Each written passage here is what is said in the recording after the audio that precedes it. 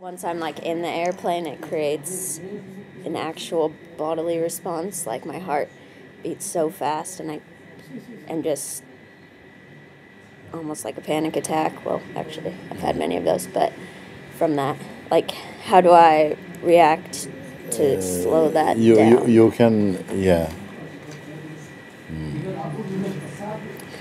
By now, a space will be open in you whereby you're more aware of yourself at the witnessing place, and it's not anything that's happening. The witnessing place is not a happening place.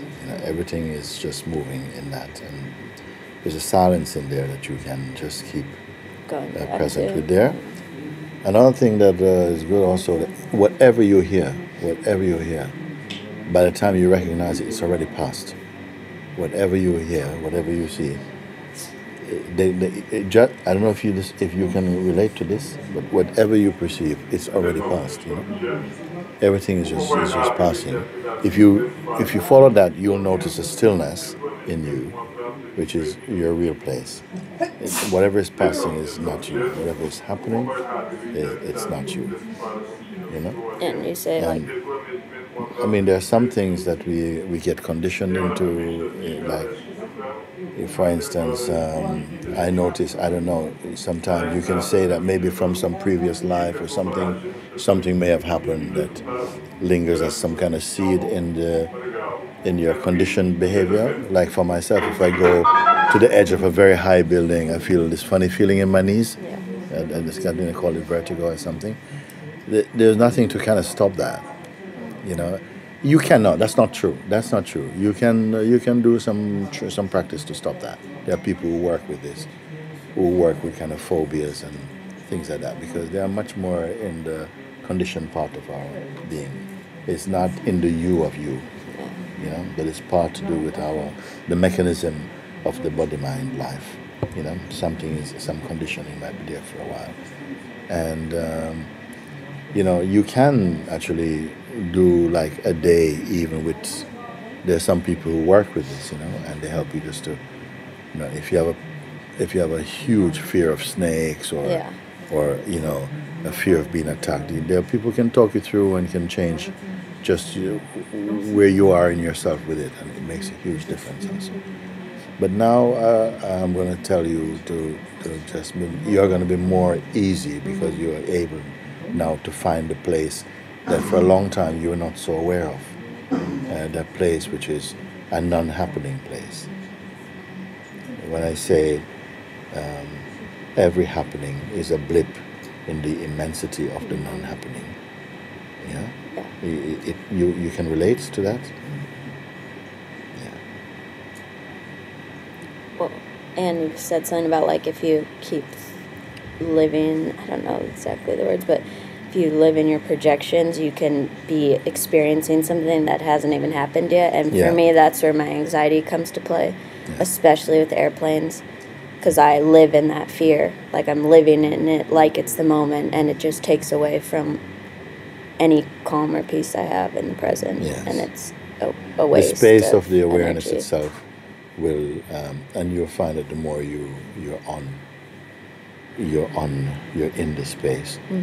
Gradually you feel it more the presence, more of the presence, and something just becomes more calmer with that. In fact, the fears and things like this, they help you to find your truth, because without them you don't have any motivation or incentive to look. Things that really stir us up is important to help us to look, and they are like a little bit like enzymes for real introspection. When you're shaking up some strong experience, something you feel is disturbing, it really propels you to go in and to go to the place beyond the reach of these things. So they really help, and everybody has their own. Something that keeps the consciousness from sleeping or becoming complacent because to be too comfortable in phenomenality is not good. You understand? I mean, like The mind wants you to be comfortable and safe in phenomenality. But that is not a good thing. And a lot of people even become afraid of what they can't control. And that's most of life, you can't control. It really exaggerates this feeling of control, like you have control and take control of your life and all this type of stuff, rather than rest in your being and watch life flow. There's a flow that's happening. It was good that it says, like even in the Bible, that everything was created before man came, so that he doesn't get the arrogance of claiming that he's the cause of it. He simply joined in. And that human beings, I say that they are not the possessors of or controllers of consciousness. We are an expression of consciousness. So these things because this feeling we have, this is me, the me that is shaped out of our body-mind conditioning, is not your true self. And God brought you here to know that. And it's going to continue deepening in that understanding until really the grip of the delusions, they start to drift away. And they do, actually. It really does. And that you outgrow some concepts and some stages of reaction and interaction and identity. They just leave. I feel like we can all testify from living here, watching this guidance that happened so clearly. What time is your flight? 10:25 tomorrow. 10:25 tomorrow morning. Okay. I'm going to remember that, and I'm going to come sit with you. It was like a huge fear, and always, since I became scared of them at like 15, I used to always fly, and then just one flight, something switched, and it's not even the fear of dying that I'm scared of. It's just I'm afraid of being terrified. Yes. It's like it's not even the death part. It's just the terrifying part before that. Afraid of fear or something. And it's so you can live that, and like it's taken me from so many trips and things. It's really amazing how things really are experienced very differently from how you imagine. Because I saw some things where things have happened where you think, wow, that must have been so horrible. And what happened is that if something is overbearing, the consciousness just become unconscious.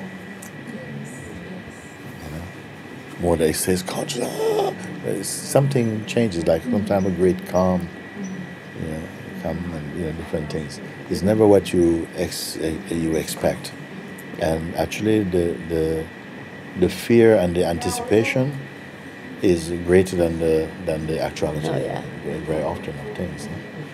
But the focus is not about changing the fear more, but using that to find what is beyond fear. That's very important. I like that you speak so openly about it. And,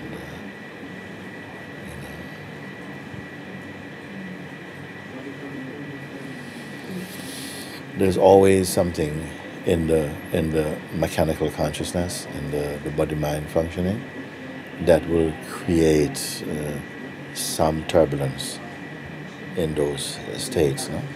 And because they cannot themselves exist without the underlying consciousness, so we experience things, but the depth and the force of the impact and so on changes inside, because you cannot not feel anything. It's that you can feel something, but somehow the kind of becoming completely disturbed and shuffled up, that will change. Like something you come more and more to recognize that which is untouched. And it's not just for the moment of leaving your body. It's even like you say, you're living in answered prayers. You're living in the state of grace every day, the peace, the perspective, the distancing between phenomenal play and where you are, all of this is already taking place. It's not just for later. Everything is, the food is now. Yes.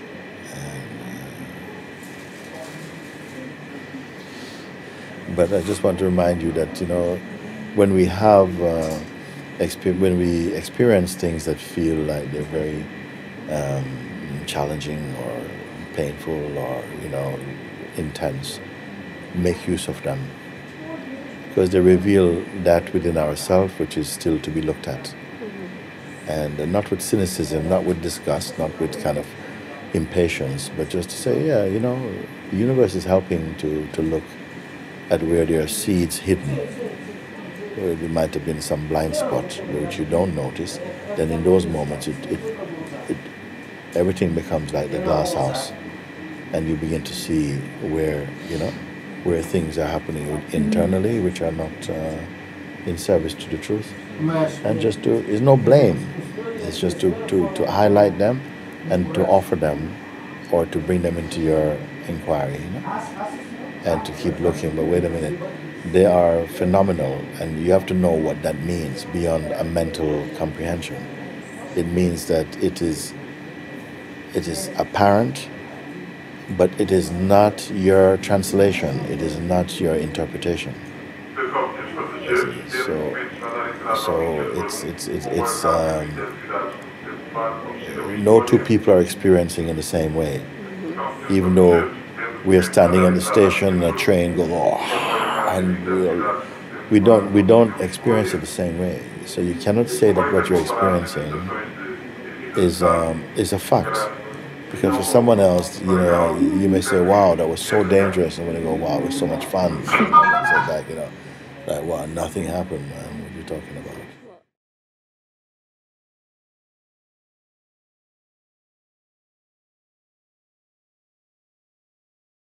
From the mind energy, it wants you to find a kind of a safety that is phenomenal. There's no safety that's phenomenal. It wants you to be secure in phenomenality. So this is why for so many people we try to be comfortable with things, because that's really the option, or to have a good marriage, or have children, or have money, or things like this. Things which are all perishable. Nothing you can have like this, ultimately. So that when the trials and tribulations come, I'm speaking like this because I feel that we need to change our attitude towards them. Because our culture is in some way encouraging us to regard these things as though they are curses or something, or bad luck. You see? Whereas for me, I say that they are instruments for transcendence. And it gives you a chance to really, you have to have your phenomenal dreams crushed. Otherwise, you don't push deeply enough to awaken to really the miracle of existence, which is within your own self. So these things, they come and they provoke a lot of insecurity and so on. But it's healthy because it's insecurity about the phenomenal. You cannot be insecure about the nominal, about what is real, because there's nothing to be even secure about. It's beyond secure and insecure. It's just what is. Everything else, even in the manifest world, nothing is stable. Everything is a cloud passing. It's fine as well. There's a beauty in that. In the phenomenal world of time and change and shape, things are phenomenal necessarily because they are changeful, and change is very natural for the phenomenon. And the trouble is that when we are not aware of ourselves as the unchanging, we try to preserve things in the changeful, which feels good for us, to us, and then when they pass, we suffer. Yes. But that's going against the law of nature, because things good and bad will come and go. If good doesn't come and go, bad cannot come and go. So if you're living primarily with the conditioning of trying to create security in the phenomenon within the realm of change, you're going to suffer. Of course you have to suffer. And human beings are allegedly the most intelligent species on this planet, because we're not the only beings in all of creation, all of the universe, but we are still relatively quite naive. And we are researched, all our energies have gone into researching phenomenon. But about the nomenon, we don't know. It's amazing. You can have a scientist that can create, or an inventor can create vessels that can go to other planets, but don't know how to sit quietly with their own self. Haven't found the beauty of that. And so it's important the way these things they come. And everybody, we should never think that somebody is unblessed because of the kind of challenge that they come. You see? Now look at Janu. Janu is walking now. He's got a limp now with his leg. He's got this limp, and I spoke to him, and people say, I'm so sorry, I hope it heals quickly. And his attitude was like, no, it's okay. Because I regard this as blessing for me also. Because with this, I have to stop. I spend more time reflecting. I come to see that I've received a gift. And it's a gift because also it is changing, it's healing, but it gives him time to slow down and to, you see?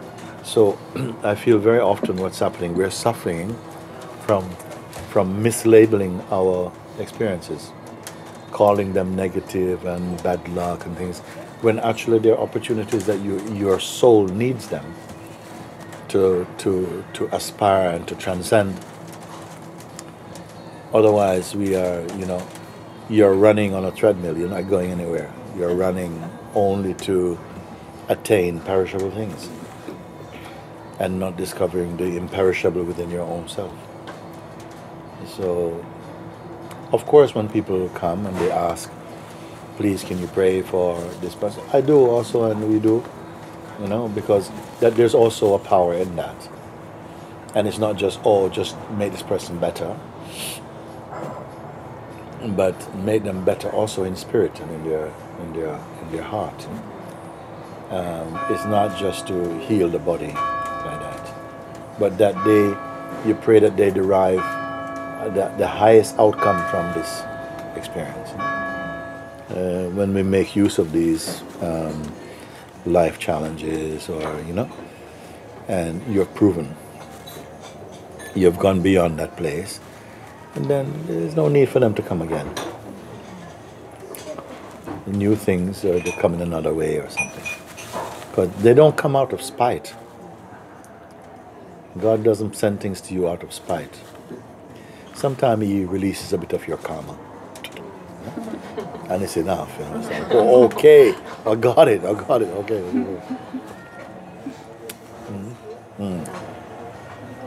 Because everything is just so resonating. And I wanted to check in with you because it feels like the seeing is really deepened, and the eye watching has been very alive. And yet I can see it's almost like the mind is fighting back in a way that, but it's seen in a new way also. And I can, some old Vasana or some life challenges have been coming up, and I really feel in a way like I'm being tested. I know it's good. And I just... Tell me what your eye is that you're referring to. Slow down and really introduce what is the I that you are relating as yourself. The one that's being tested by the mind and so on. There's no cynicism about the question, by the way. It's just an opportunity to look and to verify, is that who you're calling yourself? Because, of course, we are going to be tested, the sense of our dynamic existence, where we have feelings and desire, where we have the privilege, we have the opportunity to experience desire and judgment and discrimination, and to use your discernment, and to all of this. We will try it, but you must understand what it is that you are in that mode. The multiple choice question again. As I was sharing a moment ago, I could feel it was personhood. When I was referring in that moment to my I, it was from a place of more identity. And the reason why I said that, because you use a term that you've been getting stronger in I watching. This I watching is very, very powerful. Of all the different sort of sadhanas or different kind of spiritual practices, I watching is amongst the highest. What it means is that whenever you feel I, and when is it that you don't feel I? Almost every conversation, everything to do with yourself starts with a feeling of I. Even it is stronger than the feeling about you, because you only bears relevance in association with I. It's the I that refers to you as you. No you refers to itself as you. It is I, So this, what we start from the sense of I.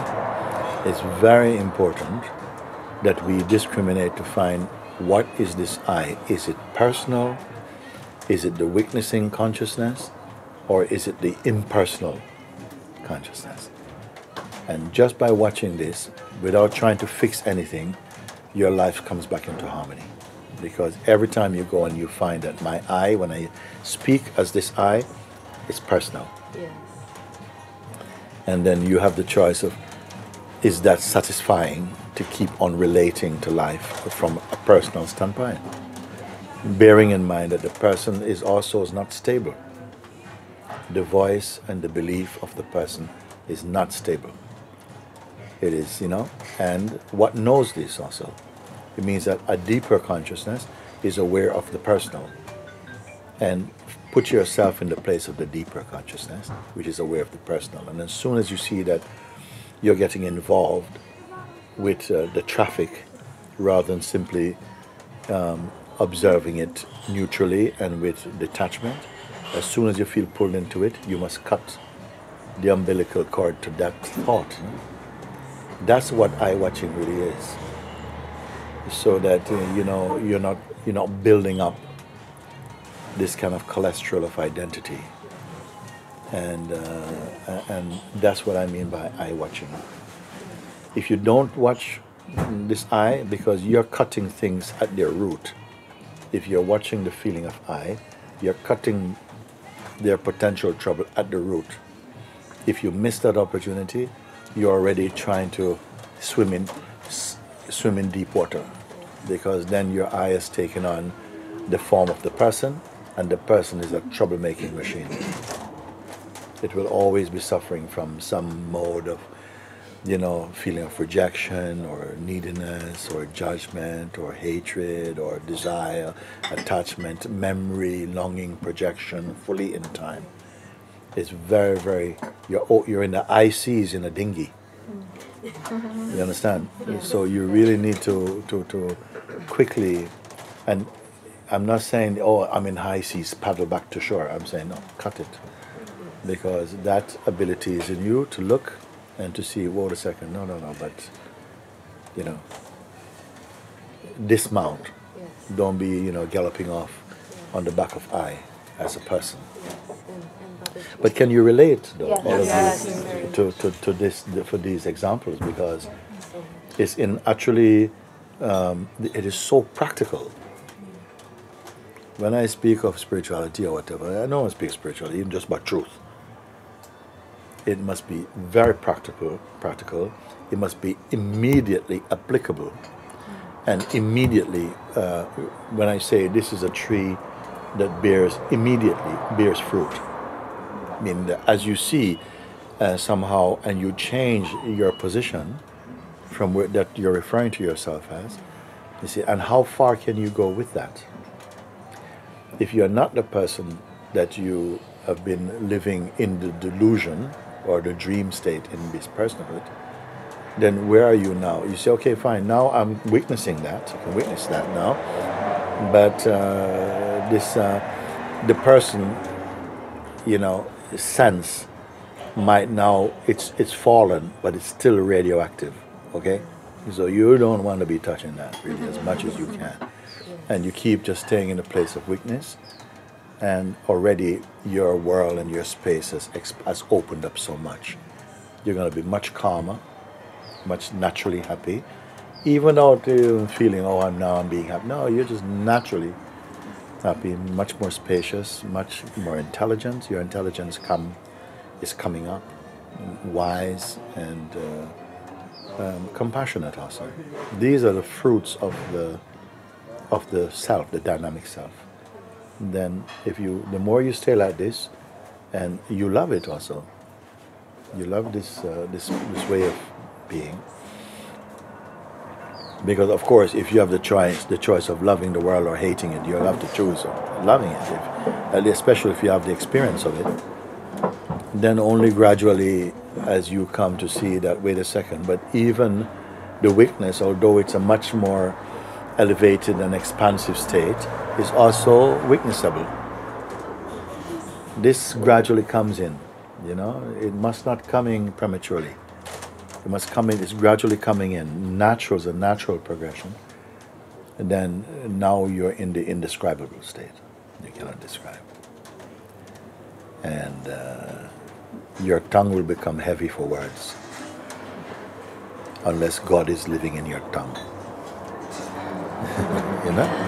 You're happy being by yourself more, and somehow, even without having physical contact with the world particularly, your presence is benefiting it. Just like that. It's very beautiful. So again, this eye watching is very powerful. If anybody wants to make a practice, eye watching would be, you see? Yeah. Then you come at some point and say, what is watching eye even? What is watching eye? Does it have a shape? Does it have a form? And you can actually receive living answers to these questions. No? Not theoretical answers. The living answers mean you are the one who is always here.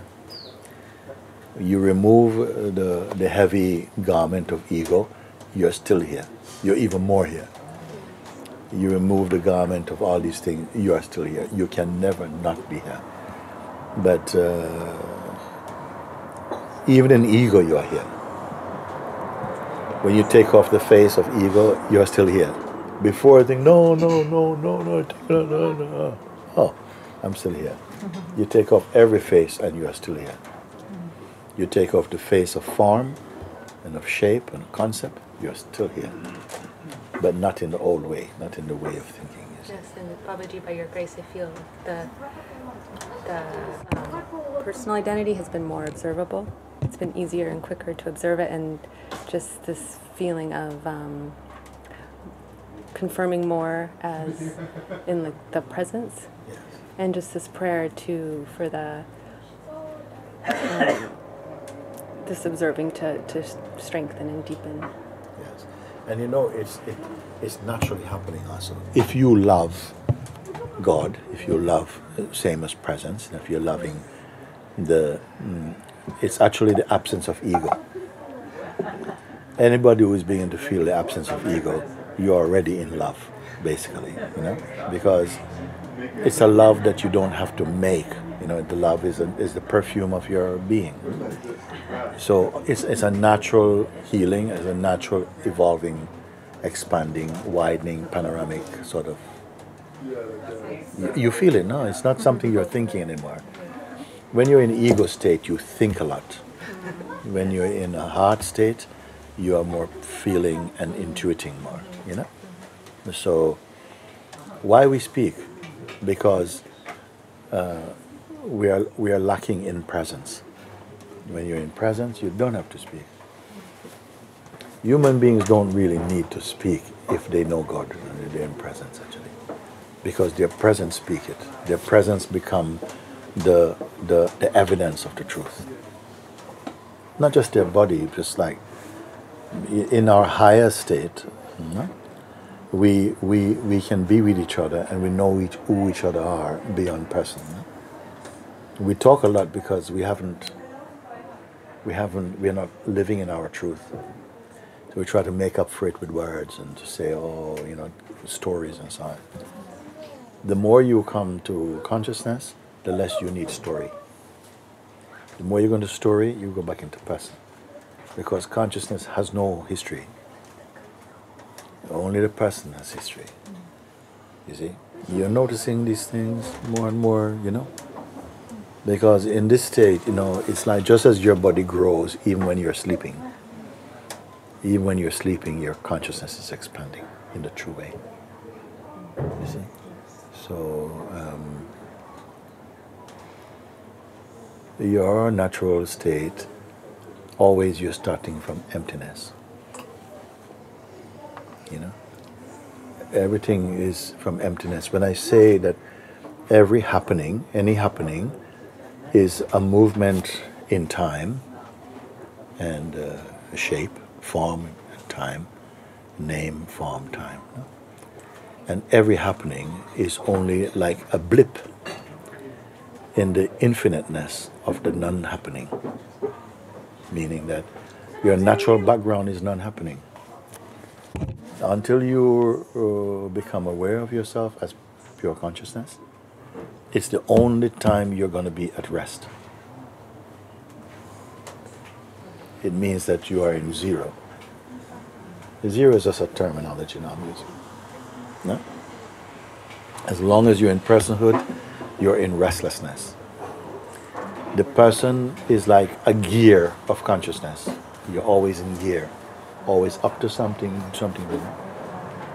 When you're in the neutrality of consciousness, it's like you can see and feel, no? What I mean by rest. There's not even something resting, so it's even deeper than rest. Yeah, rest means I was tired, now I've rested. The consciousness is never tired, so it doesn't need rest. It just is. But we don't have a word in our human vocabulary for that, so we say you are at rest. But it's greater than rest. It just is. And no one, while in the state of personhood, knows what it means, is or to be. We don't know it.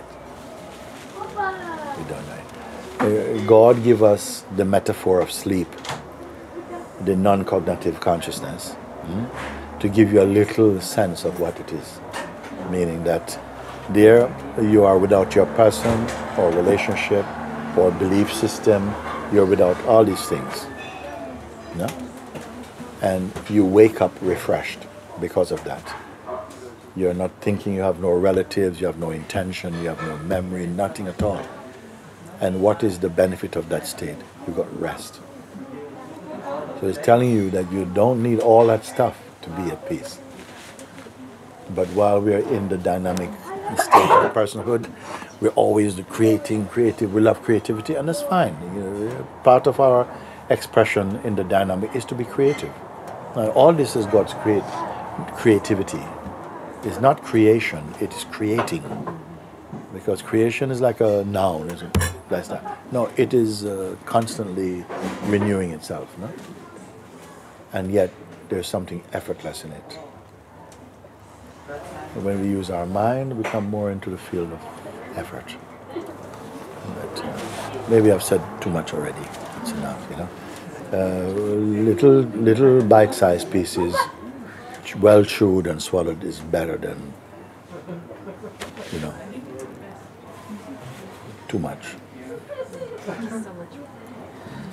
And last thing, all your introspections, your conversations, your contacts, all of that should always end in emptiness. You even started in emptiness, expressed in emptiness, end in emptiness. Yeah, there's nothing there, no collection. You don't need any collection. You see? And therefore, when you have no background, it is consciousness speaking and not the mind. And we grow in confidence that you don't, because the mind tells you, you need to prepare. You need to get into it, you need to do, you know. And so if you buy into that idea of the need to prepare, the need to practice for life, it will suffocate your spontaneity. You will not have faith in the spontaneous. You see? So just may the quintessence, the living quintessence of what I'm sharing, may that detonate inside you. combust into spirit. I just want to say like a big yes to what you're speaking. Yeah. It's a big yes, and also that just like the practicality just made completely combust here. Yes. And see, there's also a tendency to make it all complicated and eye-watching and self-inquiring. Something gets so mental and blah, blah, blah, blah, blah. And just... Don't reject that, yeah? Don't reject that, because there's something in that, but some of it is being hijacked by the mind. The mind will hijack something good and make you feel bad about it. Yeah, I remember sometimes you maybe meet someone who is in need of help right now, and you help, you serve them, and your mind goes, yeah, I really feel good about it now, don't you, and stuff, and you think, no! And then you say, no, I don't want to help anyone, because my mind is just goes, oh, you know, you want another star today, and blah, blah, blah, blah, blah. You cannot throw everything out. You have to know what to throw out. That is discernment. He wants to turn something that is good and innocent into something negative. You don't let it. So, yeah, you identify the part which is not true, and slice it and push them off. And stay. Because suppose you say, I'm not ever going to try and help people anymore because my mind just comes in. The mind is laughing. Too. So. Just saying about the blessings from injuries or something like that. Like I had my wisdom tooth out on Thursday, and so I've been really restless and not sleeping well.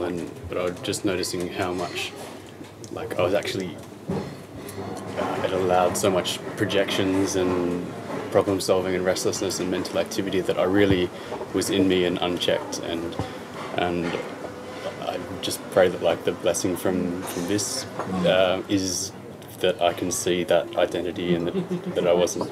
If you get a kind of mind tsunami, I give you a tip, don't try and fix it. It's better that sometimes you need a mind tsunami to find your stillness, because it's too much to try and get right. You can't do it. So don't try and, what should I do? No. That just adds to the turbulence. No? You feel it, just let it just leave your existence to existence. Let it all bubble away. There's something that is not caught in the tornado of those kind of thinking. And you must identify that. That's all. That's the most practical thing I can tell you. So again, because we each feel sometimes, there's, it's like the mind or the devil, whatever you want to call it, is having a field day, and it's just everything is going wrong, and all your thoughts, and you're not going to do this, and how many things you have to put right, and you don't have the time, you don't have the, blah, blah, blah, blah, blah, blah, blah, blah. And then if you're not still in yourself, because I'm going to tell you why they come, why these things come, is for you to find your stillness, not to fix your state. You cannot fix it.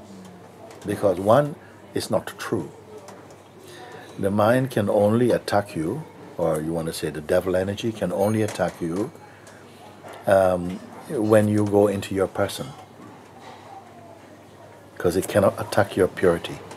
It can only attack your distraction. And when you're distracted, it means that you're listening as though you're the thing it's talking about.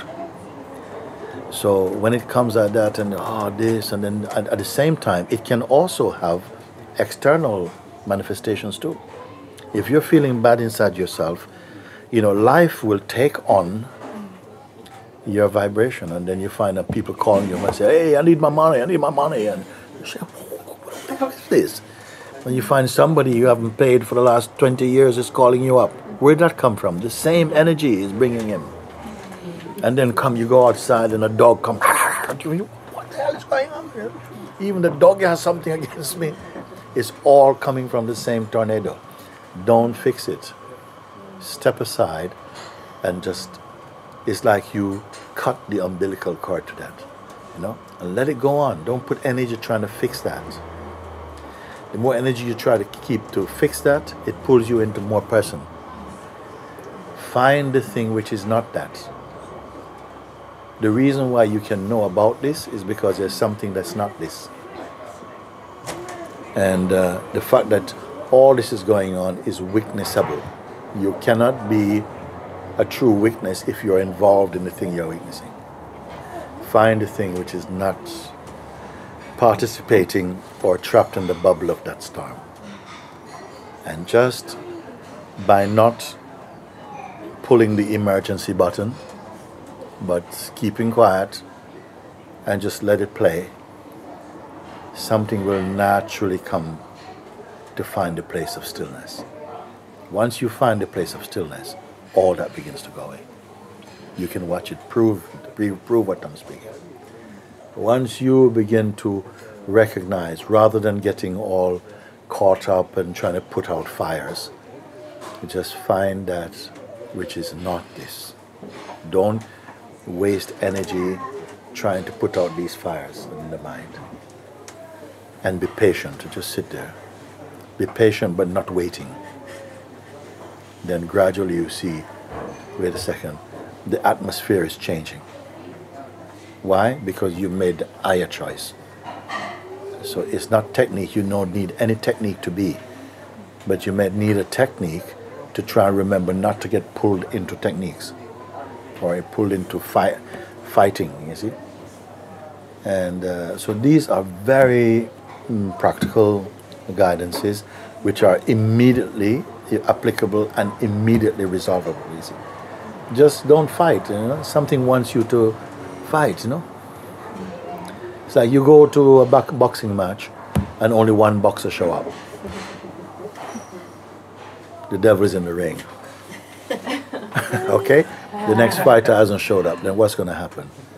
So it is like that. You are just the audience to things, and they're so practical. You, at this stage in your sadhana, things must be becoming easier.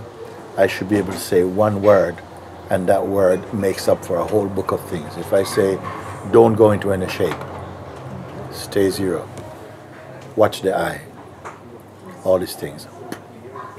We don't have to talk so much. You take it, immediately it detonates, you know, it combusts into spiritual force, and that's it, you're out of it. Like that. Don't say, oh, I've beaten the mind and blah, blah, blah. This I again is mind. Don't claim any victories. Just quietly keep looking. When you check for the sense of I in yourself, you should not find anything solid. Just a space of emptiness.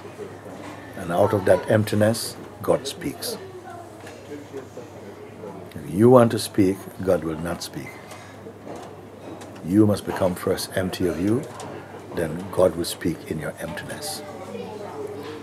You have to become a book with no words on it, then God might write something in it. This is what we are speaking. Thank you, everybody. Good. Nice. So good.